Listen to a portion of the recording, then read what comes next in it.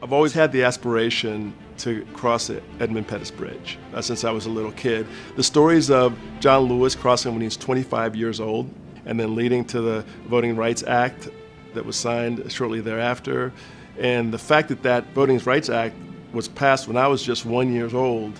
So this was an opportunity to really actually walk in his footsteps and really be there.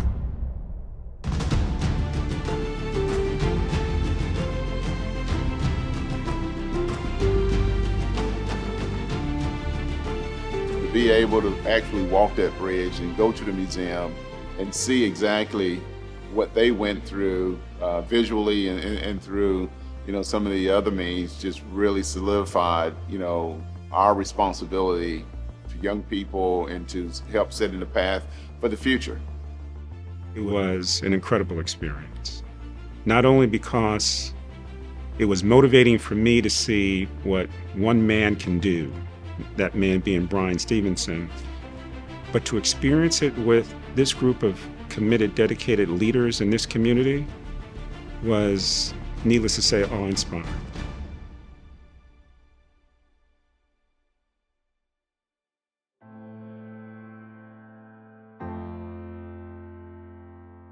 The moving forward, looking back journey started with a conversation. A group of guys that I've become very close with. We've all become very close with each other and really have committed to supporting each other personally and professionally. I was in conversation with them, and I said one of the things that I've always wanted to do but haven't done yet was to pay homage to my parents for growing up in Alabama in the 30s and 40s. I could never experience that. I can read about it. I can, see videos of it, but I hadn't walked the walk. I hadn't learned and listened in that way. And so I was telling them I wanted to go and do that as to honor my parents, who are both deceased. And all of a sudden, hands in the room started going up saying, I want to go, I want to go, I want to go, I want to go. So pretty soon, everybody wanted to do this journey. So now the pressure was on me to make sure we got it right. As I think back on this trip, I'm deeply grateful to the leaders in Charlotte that came together to make it possible, and bringing on allies like the Levine Museum of the New South. It was such a moving experience, and to have people of like mind to sit down and then debrief about what that meant to us, that brought us back all fired up and motivated to make a positive impact.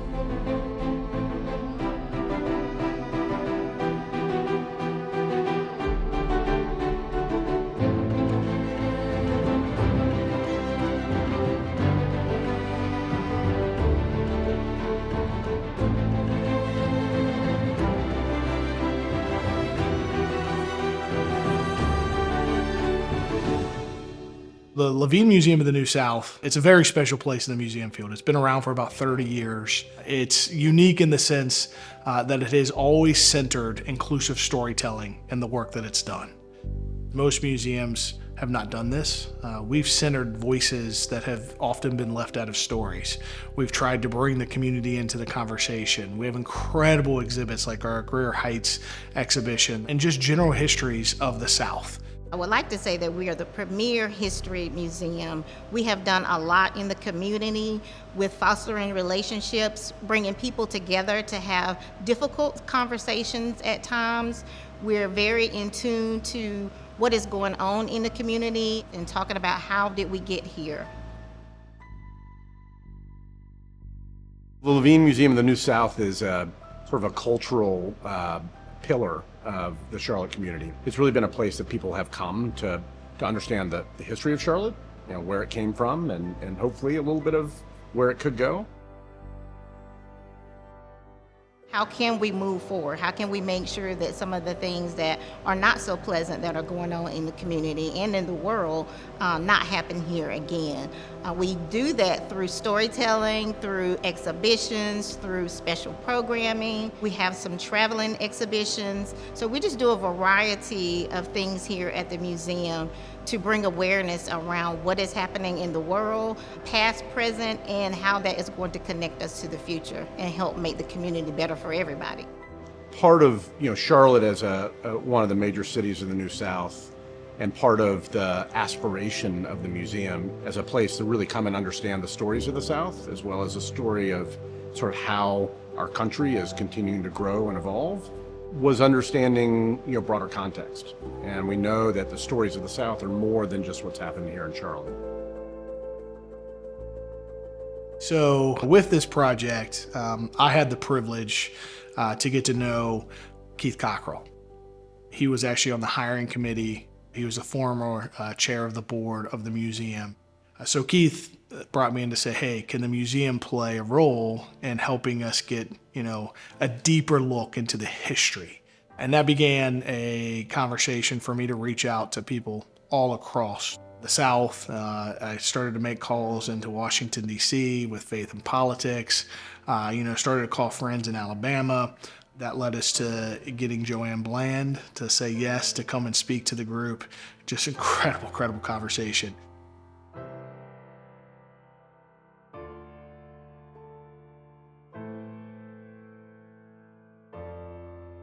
We had the great fortune of having Joanne Bland talk about her experience. And she talked about it from a physical standpoint, from an emotional standpoint. She talked about it in the context of her family with her sister. She talked about it in the context of her city. And it gave us a perspective that we might never get. To hear what it was like for her to be a very, very young girl and to have joined the movement and joined the marchers and to be one of the victims of that march that were beaten, right, by the authorities on that bloody day. And to hear her account, searing account of that experience, and having been imprisoned because of what she was fighting for, the rights of her community and the rights of her family and the rights of the people that were held back by the Jim Crow ruling in the South, was just incredible. So we had a person that had a lived experience to having scholars today kind of talking about the struggle that we're still facing and the legacies that grow out of these elements like American slavery, to the lynching era, to the disparities that we still face today as a society around healthcare, around voting, around education, economics. You can trace these roots back from the founding of our country.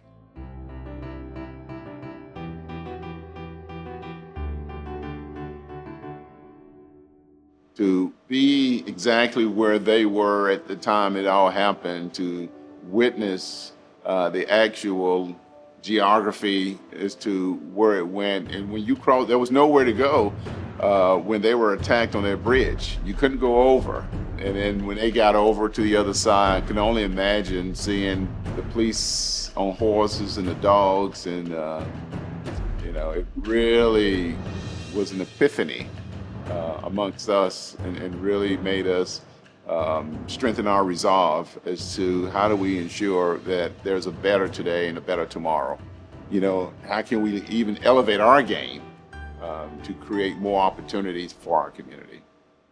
So to walk that bridge, to get to the top of the crest, and to read about John Lewis's reaction, or when MLK was there and they made the decision, when they could see at the other side of that bridge, there was law enforcement. They had just experienced Bloody Sunday, and they made the decision, bravery, that they were going to continue to march, pray, not knowing if they were going to be assaulted, for the right to vote.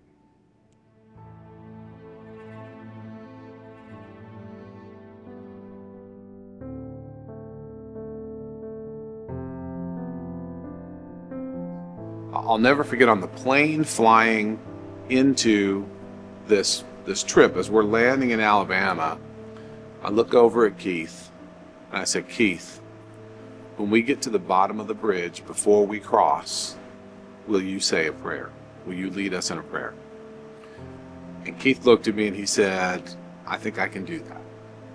And you got to remember, this plane we've been in the air, we're coming down, and he's got to think about what he's going to say, and it's not 3 hours later. And so, sure enough, we get there, we get another historical perspective, we walk to the base of the bridge, we circle up arm in arm, and Kieth leads a prayer that would move anything. It might move an inanimate object. It was powerful. As we started to walk, I started to think about my parents, but I also started to think about the many, many, many other folks who lived a life of fear, who lived a life where your confidence could only take you so far because somebody was going to strike you down if you were too confident, where you could not be your full self, where you could not reach your full potential. And I started thinking about where we are now.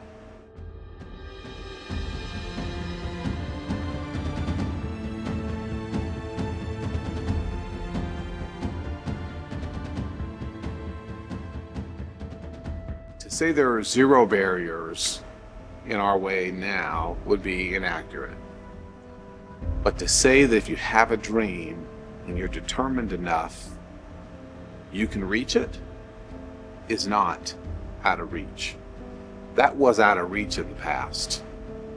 You might have thought you wanted to be a doctor, you might have been smart enough to be a doctor, but that didn't always matter. We're in a different era now, and we have a different level of responsibility.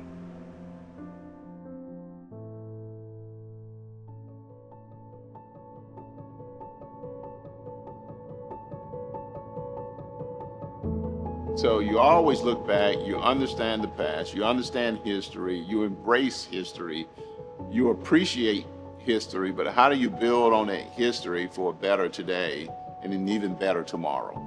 History is our basic foundation of who we are today. And I tell people experiences are the best indicators of how do you move forward and how do you take those experiences and you learn from them.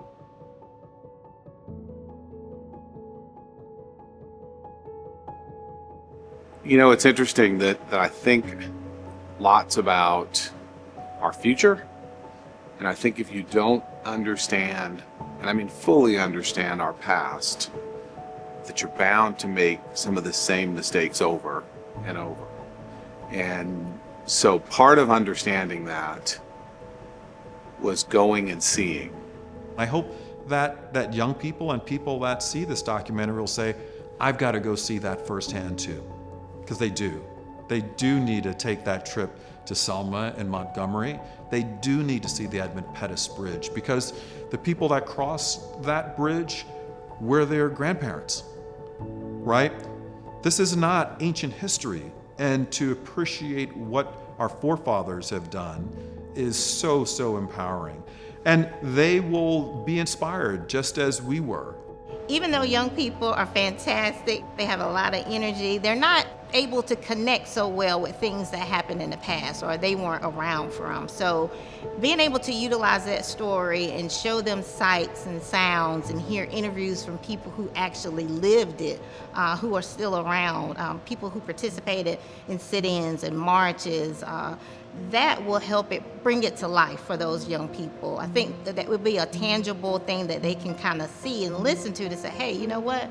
This person is still here. This happened to her or him. If this happened to them, I can make it. I can do it. I can stand up and be a leader and continue to advocate for my community and things that are important to me. Even today, when there's so much that is written and said that divides us, one thing I know is that most of us want our children to have an opportunity.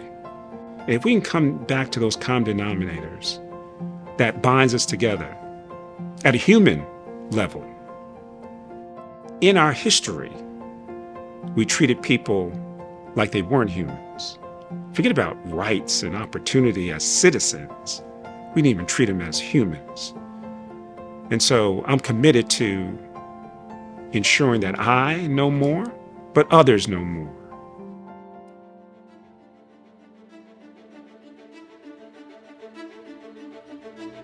I hope that the documentary will inspire others to take this journey. The hardest thing is to take that first step. I hope it inspires conversation like the ones that my friends and I have had since we took this trip, and just courageous conversations that I think will enrich us all and make our communities better. But everybody will have a powerful experience when they go.